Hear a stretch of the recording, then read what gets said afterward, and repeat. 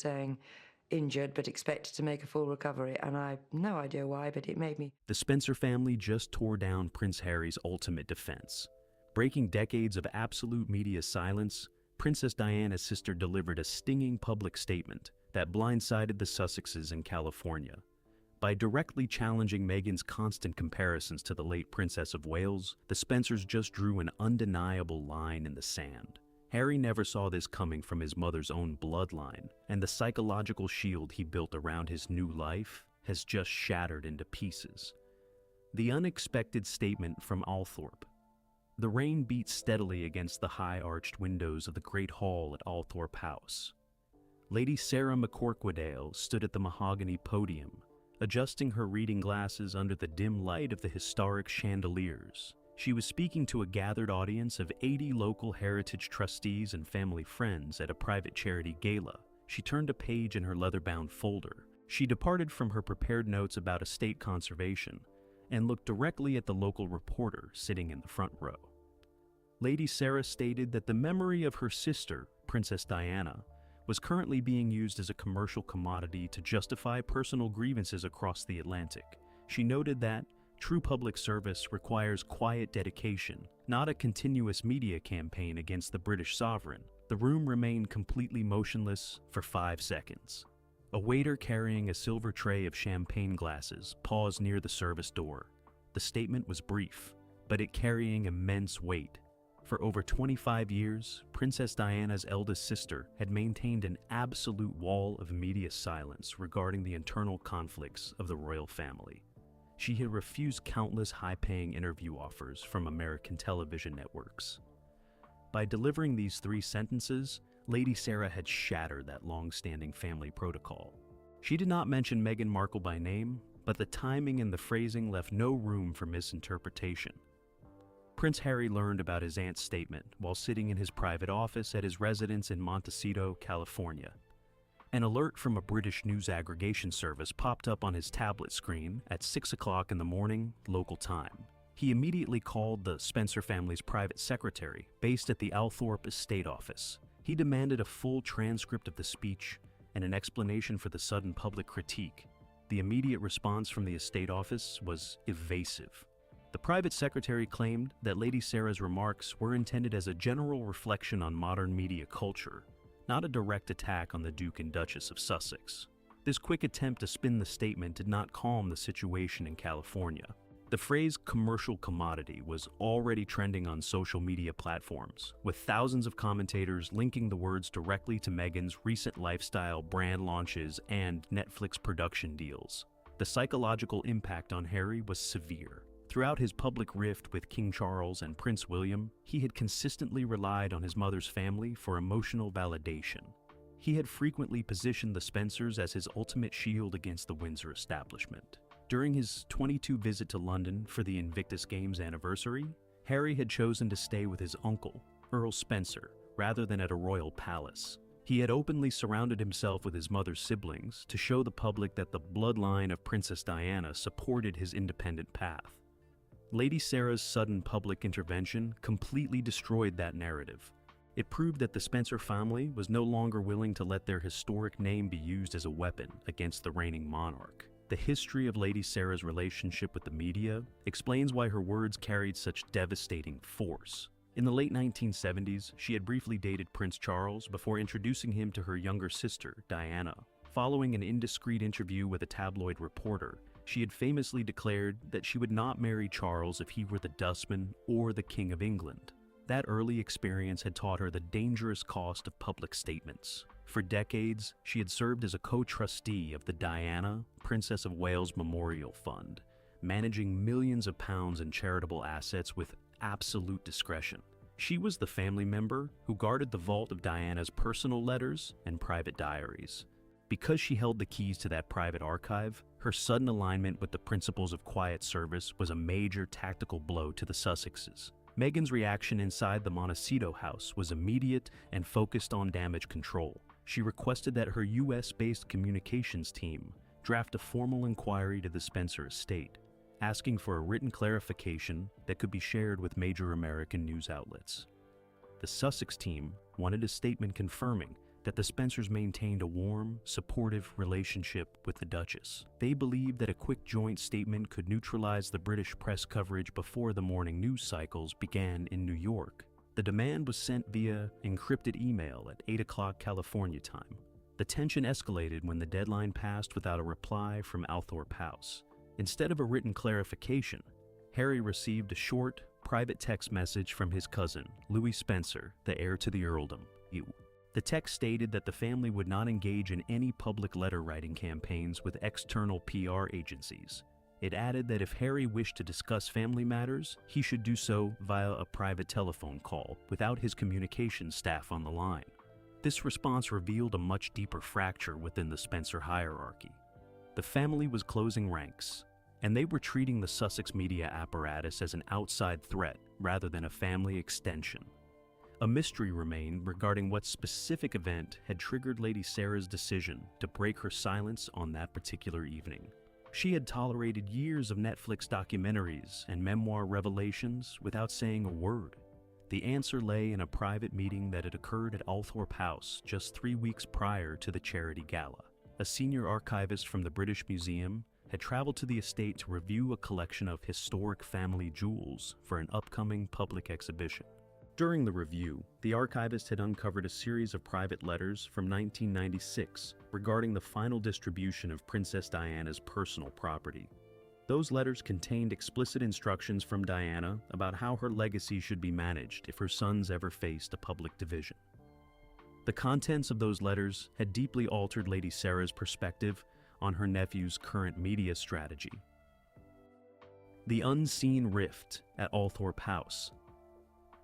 The private secretary at Althorp House opened the heavy oak filing cabinet in the basement archives. She pulled a blue cardboard folder labeled Sussex Visit, September 2022. Inside lay the original scheduling logs, dietary requests, and security manifests from Prince Harry and Meghan's final joint stay at the Spencer ancestral home.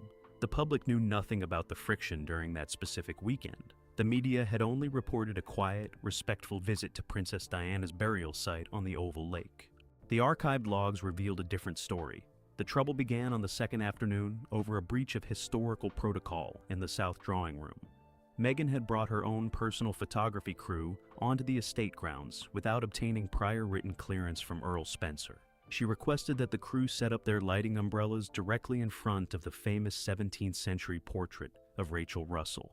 The estate manager immediately halted the setup, citing strict insurance rules regarding high-intensity lighting near delicate oil canvases. Meghan argued that the footage was necessary for a personal digital project documenting her connection to Harry's family history.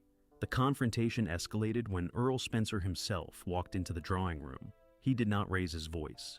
He simply instructed the security team to escort the external film crew to the public boundary gates. The Spencer camp's subsequent statement about Lady Sarah's gala speech was a direct continuation of this old boundary dispute. By describing the late princess's memory as a commercial commodity, Lady Sarah was referencing the exact argument Earl Spencer had used in the drawing room 4 years earlier. The true origin of the rift went back even further, to a private warning letter drafted by Earl Spencer in May 2018, just 2 weeks before the royal wedding at Windsor. The Earl had reached out to his nephew following a tense family luncheon at Kensington Palace. During that lunch, Diana's sisters had attempted to share their experiences about the intense psychological pressures of entering the royal orbit. Meghan had reportedly brushed off the advice, stating that her experience in the American entertainment industry had already prepared her for the international press corps. Earl Spencer's letter to Harry was explicit. He suggested that his nephew was rushing the marriage, and he questioned whether the new bride truly understood the difference between celebrity status and the rigid, often thankless duties of the British monarchy. Harry had reacted with deep anger to the letter.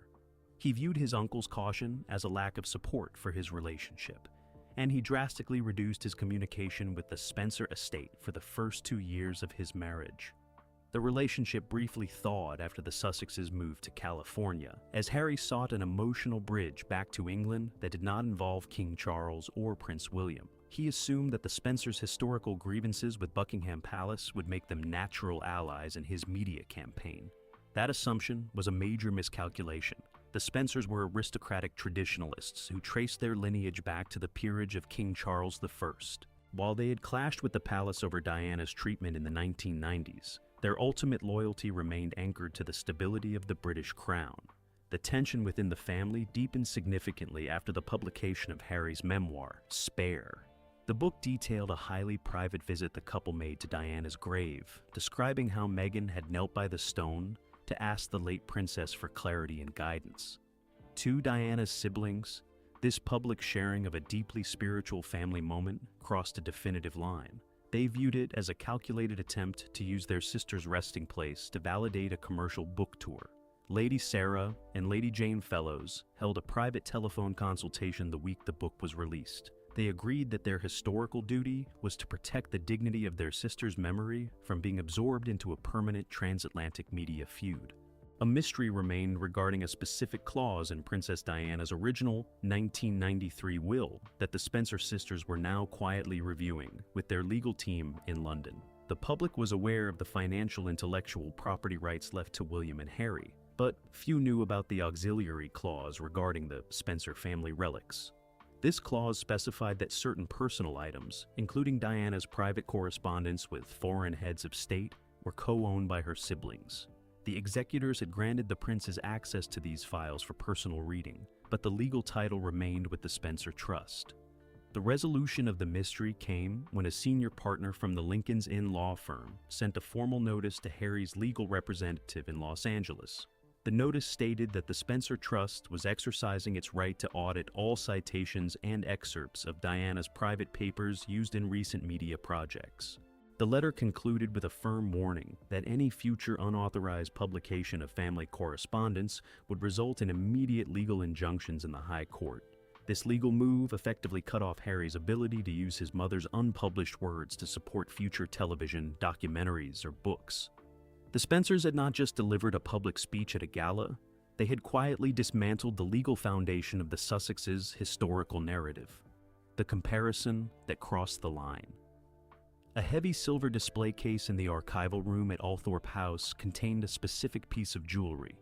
It was Princess Diana's gold charm bracelet, featuring small trinkets representing her early years, including a tiny tennis racket and a miniature ballet shoe.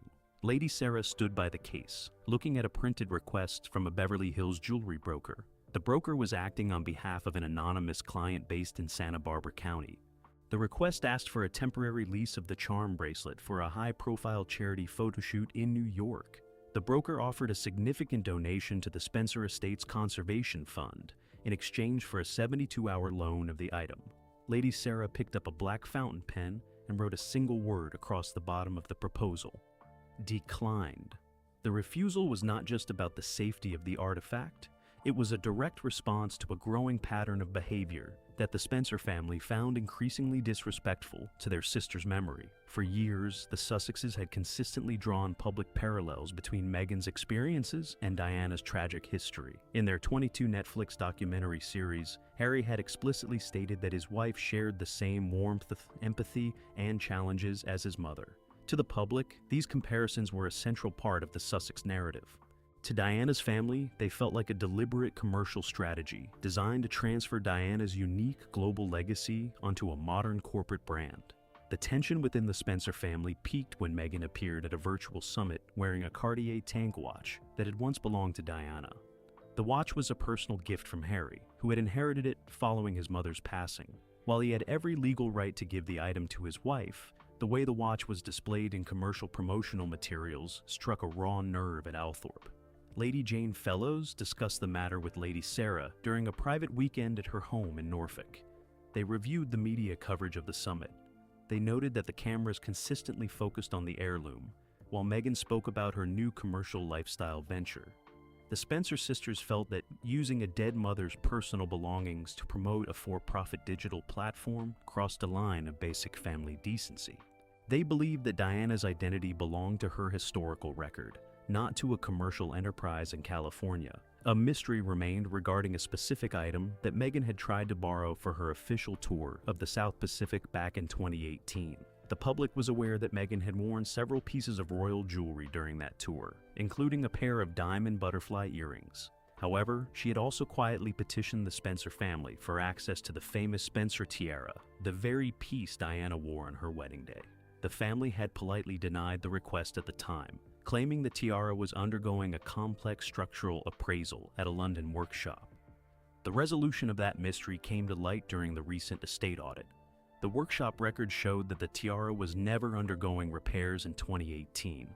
It was sitting securely in its velvet case in the main vault at Althorp. The Spencer sisters had deliberately blocked the loan because they did not want the historic family tiara to be featured in a highly publicized media tour before Meghan had completed a full year of official royal service. They felt the piece carried too much historical weight to be used as a fashion accessory so early in the marriage. When Harry discovered that the repair story was a fabrication, the trust between him and his aunts fractured completely. He viewed the decision as a quiet act of exclusion by the British aristocracy. The Spencers viewed it as a necessary boundary. They had watched Diana struggle under the weight of the media spotlight for over 15 years.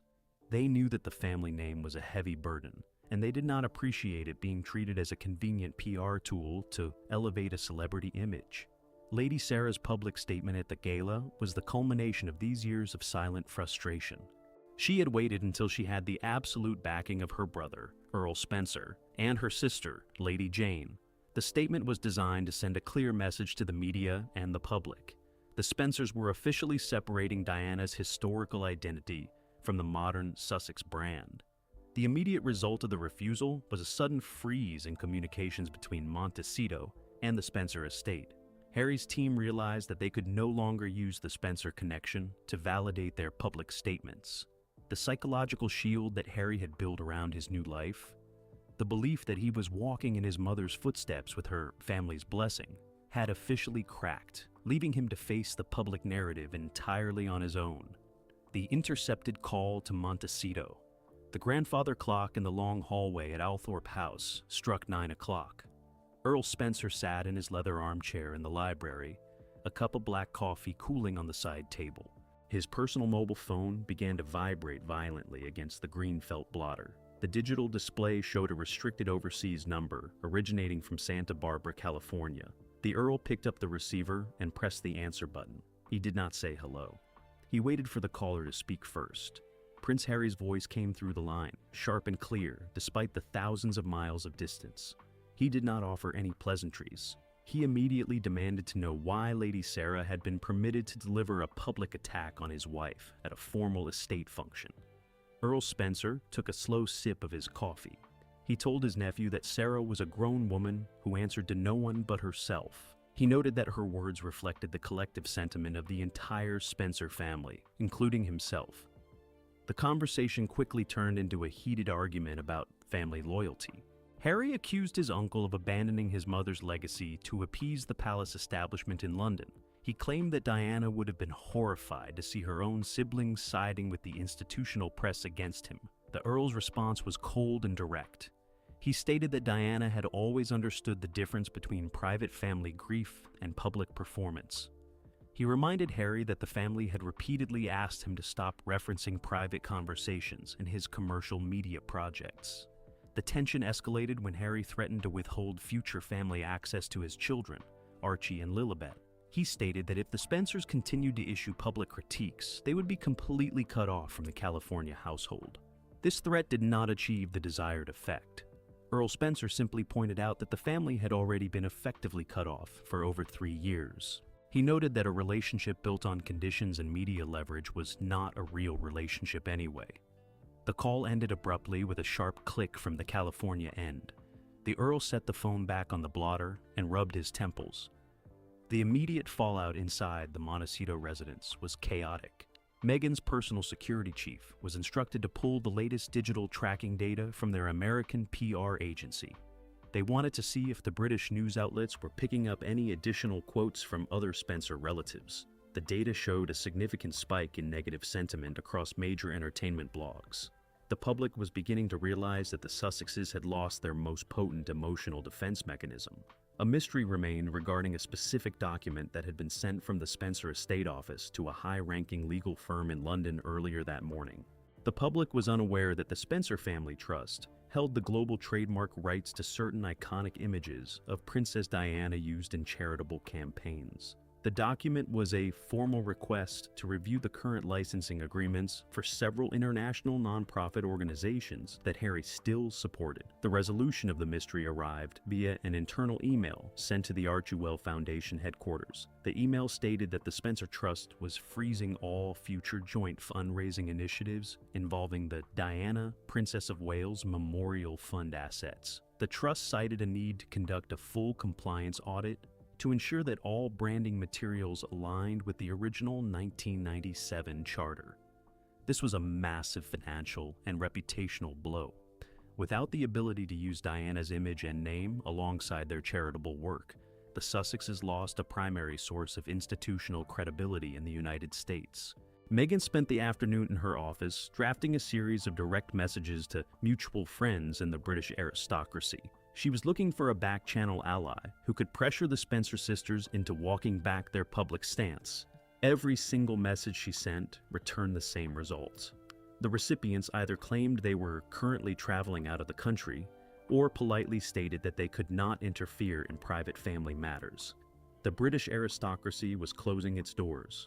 The Spencers' public statement had served as a green light for the rest of high society to officially distance themselves from the California couple without fear of looking disloyal to Diana's memory. Harry walked out to the garden, leaving his phone on his desk. The psychological reality of his situation was finally settling in. He had spent years believing he was fighting his mother's battles, only to be told by her own flesh and blood that he was entirely on his own. The royal family's quiet reactions. Prince William sat at his personal desk in Kensington Palace, holding a heavy porcelain mug of tea. On the blotter before him lay a typed summary of the media metrics from the Althorp charity gala. His private secretary stood by the window, silently waiting for the prince's reaction to his aunt's public statement. William did not smile. He simply nodded and slid the paper into a desk drawer. He instructed his secretary to ensure that a bouquet of white roses from the Highgrove Gardens was delivered to Lady Sarah's residence in Lincolnshire the following morning. The gesture carried no written note, but the meaning was unmistakable within the family circle. The Prince of Wales had already scheduled a private luncheon with both Lady Sarah and Lady Jane Fellows for the upcoming weekend. The meeting was set to take place at a quiet country estate in Norfolk, well away from the eyes of the London press corps. The swift, quiet coordination between Kensington Palace and the Spencer family marked a significant shift in the royal landscape. For years, the palace had maintained a strict policy of public silence regarding the Sussexes' media claims, operating under the late Queen's mantra of never complain, never explain. This institutional silence had often left the royal family looking defenseless against the continuous wave of American television interviews and documentaries. By stepping into the arena, the Spencers had provided the monarchy with a powerful tactical shield. The Windsor establishment did not have to say a word. Princess Diana's own siblings were doing the talking for them. King Charles learned the details of the Spencer statement while completing an official engagement at a community garden in West London. A veteran royal correspondent managed to shout a question about Lady Sarah's remarks over the security barrier as the king was inspecting a greenhouse. Charles did not stop walking. He briefly turned his head, offered a polite, standard smile to the press pool, and continued his conversation with the local garden coordinator. The official palace press office issued a one-sentence response later that afternoon. The statement noted that the palace does not comment on the private speeches of extended family members at non-state charitable events. Behind this wall of official neutrality, the internal machinery of Buckingham Palace was moving rapidly. A senior courtier from the Lord Chamberlain's office held a private meeting with the Spencer estate lawyers at a private club in Mayfair. The meeting was called to address an upcoming global commemoration project. The palace was planning a significant retrospective exhibition to mark the 20th anniversary of Princess Diana's charitable foundation, Milestones. A mystery remained regarding the official guest list for the grand opening ceremony at the Royal Galleries. The initial draft of the guest list had been drawn up 6 months prior. It had included a standard open-ended placeholder for the Duke of Sussex, allowing him the option to attend via a secure video link from California, or in person as a private family guest. The resolution of the mystery came when the updated protocol document was finalized following the Mayfair meeting. The new draft completely removed the digital video link option. The protocol team specified that all participants must appear physically on the floor of the gallery to participate in the formal presentation. Furthermore, the seating chart placed the Spencer sisters directly alongside Prince William and Princess Catherine in the front row. This structural change created an impossible situation for Harry. If he chose to attend in person, he would have to stand directly before his aunts just weeks after their public condemnation of his media strategy. If he stayed in California, his absence would look like a permanent surrender of his connection to the legacy. Meghan's team in Los Angeles attempted to counter the palace's quiet victory by leaking a short item to a friendly American entertainment magazine. The leak claimed that the Duchess of Sussex was completely unfazed by the British societal gossip and was currently focusing her energy on a series of major philanthropic launches in Asia. The counter-leak failed to change the media narrative in London. The British newspapers focused entirely on the unified front displayed by William and the Spencers during a joint appearance at a local charity event 2 days later. The cameras captured William walking down the steps of the community center with his arm around Lady Jane's shoulder. They were talking quietly, entirely at ease under the flashbulbs of the press pool. The visual contrast was devastating for the Montecito camp. The public was seeing the future king actively surrounded by Diana's family, while the younger brother remained isolated in a different time zone. The balance of power had officially locked into place. The Spencer legacy was no longer a disputed territory that Harry could claim exclusively for his brand. It was firmly anchored to the future of the British crown, leaving the Sussexes to watch the unfolding history from the sidelines. Sidelined from the sanctuary, the large mahogany table in the private study at Althorp House was covered in the final architectural drafts for the winter renovation of the Diana exhibition rooms. Earl Spencer sat at the head of the table, flanked by 2 senior curators from the Victoria and Albert Museum. A courier from the British Embassy in Washington arrived at the side entrance, delivering a heavy cardboard box containing several personal artifacts that Prince Harry had officially requested to be returned to the family vault. Among the items was a collection of vintage cassette tapes featuring classical music recordings that Diana had given her youngest son during his school years at Ludgrove. Harry had sent them back along with a formal legal waiver, relinquishing his co-custody rights over the physical media storage units. The surrender of these minor items was a silent, bitter acknowledgement of the finality of the rift. The young prince was systematically cutting his remaining physical ties to the family estate. The long-term consequences of Lady Sarah's public intervention became entirely clear when the Spencer Estate Office published its official annual trustee report the following morning. The document listed all approved global ambassadors for the Althorp Conservation Fund for the upcoming 5-year cycle. For the first time since the fund's inception in the late 1990s, Prince Harry's name was completely missing from the register of patrons. Instead, the board had appointed a committee of local charity leaders close to Prince William to oversee the distribution of the estate's educational grants. The change was presented in the report as a routine administrative restructuring, but the strategic exclusion was obvious to every royal commentator in London. Harry learned of his official removal while reviewing the trustee logs in his California study. The realization that he had lost the backing of his mother's family hit him with a profound sense of isolation. The emotional foundation of his entire public identity had been built on the premise that he was the true heir to Diana's modern, rebellious spirit. He had consistently used that narrative to justify his departure from the royal family and his subsequent commercial ventures in the United States.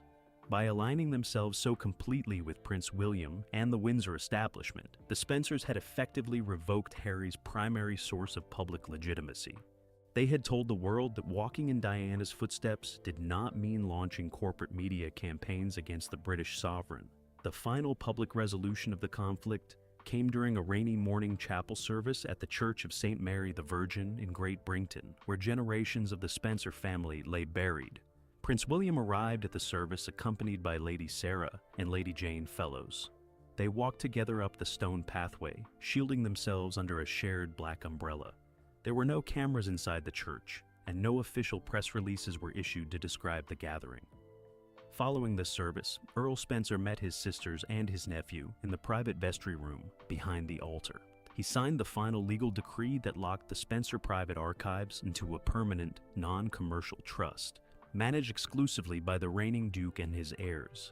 The legal loop was permanently closed. The family had ensured that no future memoirs, documentaries, or lifestyle brands could ever use the private letters or unpublished words of Princess Diana to support a commercial enterprise. The tactical victory belonged to the aristocratic traditionalists who refused to let their family history be converted into a modern celebrity brand. They had drawn a definitive line in the sand, protecting the dignity of their sister's memory while solidifying the future line of the British crown. As the rain continued to fall over the old stone walls of Althorp House, the quiet landscape returned to its normal state of dignified silence. Prince Harry remained in his modern residence thousands of miles away, entirely separated from the sanctuary of his childhood memory, realizing too late that some family boundaries can never be crossed. The historic alliance between the Spencer family and the British crown has just rewritten the future of the royal narrative. What do you think about Lady Sarah's decisive move to protect her sister's legacy from commercial use? Let us know your thoughts in the comments below. If you want to stay ahead of the latest secrets, power struggles, and hidden motives inside the UK royal family, make sure to hit that subscribe button and turn on notifications. Thank you for watching, and we will see you in our next video.